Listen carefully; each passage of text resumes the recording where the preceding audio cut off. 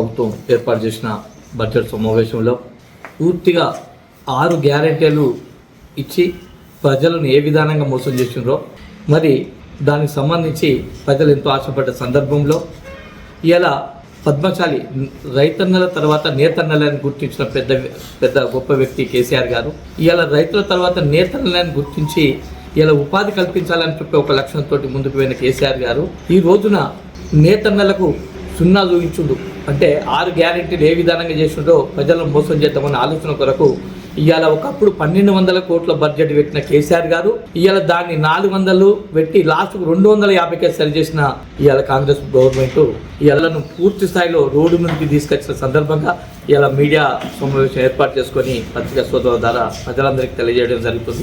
తోటి మేము సంవత్సరం ఎలా పని కల్పిస్తామని చెప్పిన ఈ కాంగ్రెస్ ప్రభుత్వం ఎక్కడుంది? దాదాపు 2.5 సంవత్సరాలు అవుతుంది. ప్రజలకు అర్థమైతే లేదా? ఇప్పటికైనా ఇంకా ఎన్ని కల్లబల్లి మాటలు చెప్పుకుంటూ ప్రభుత్వాన్ని ముందుకు తీసుకుపోతా అని చెప్పి మీరు అనుకుంటున్నారో కానీ ప్రజలందరూ ఇప్పటికీ అర్థం చేసుకొని మొన్ననే సిరిసిల్ల పట్టణంలో గుణపాఠం చెప్పినా కానీ ఇంకా మీకు కోతలు మానడాలని చెప్పి నేను డిమాండ్ చేస్తున్నాను. అంతేకాకుండా సిరిసిల్ల పట్టణంలోని ప్రతి ఒక్క కార్మికుడు ఖచ్చితంగా మాట నిలబెట్టుకుంటారని చెప్పి ఇక్కడ ఉన్న నాయకులు ఆది శ్రీనివాస్ గారు కావచ్చు, పట్టణ కాంగ్రెస్ నాయకులు కావచ్చు, మీకు గత ప్రభుత్వం లెక్క కాదు ఉపాధి ఎల్లవేళలు కల్పిస్తామని చెప్పి ఆశతోటి కార్మికులంతా రోడ్ల పైన ఉన్న కార్మికులు ఇవాళ కూలి ఒకప్పుడు ఒక ఆసామికి ఒక సేటుకు 86 రూపాయలు షూటింగ్ ఇచ్చే కూలిని ఈ రోజు 62 రూపాయలు తీసుకొచ్చిన ఘనత, కూలి ఉల్టా దించే ఘనత ఎవరిదంటే కాంగ్రెస్ ప్రభుత్వాన్ని.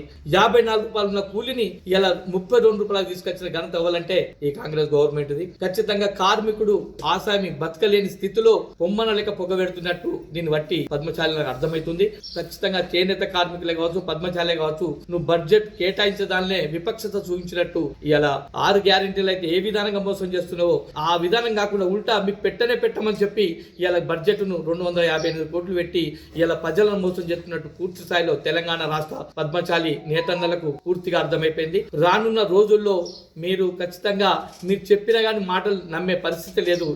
ఈ ప్రజలు ఖచ్చితంగా ఇమ్మీడియట్ దాని బడ్జెట్ ను ఖచ్చితంగా కేటాయించి ఖచ్చితంగా రైతన్నల తర్వాత నేతన్నలు అని చెప్పి గుర్తు పెట్టుకొని గతంలో కేటీఆర్ గారు ఎన్నో పథకాలు అమలు చేసిన ఘనత ఇవాళ మీరు అది తుంగలు తొక్కి ఇలా బడ్జెట్ తక్కువ పెట్టి ఇలా మీరు చేస్తున్నారు బిడ్డ. ఖచ్చితంగా రానున్న రోజుల్లో బడ్జెట్ కేటాయించుకుంటూ రైతుల తర్వాత నేతలే కాబట్టి ఖచ్చితంగా వారు ధర్నాలకు కానీ రాష్ట్రారోకులకు కానీ హైదరాబాద్ లెవెల్ పోయే స్థాయిలో సిపిఐ ఉంది. వారికి మేము మద్దతు ఇచ్చుకుంటూ ఖచ్చితంగా చేనేత కార్మికులను ఆదుకోవాలని చెప్పి రానున్న రోజుల్లో పెద్ద ఎత్తున ధర్నాలు చేస్తామని చెప్పి ఈ సందర్భంగా తెలియజేసుకుంటున్నాం.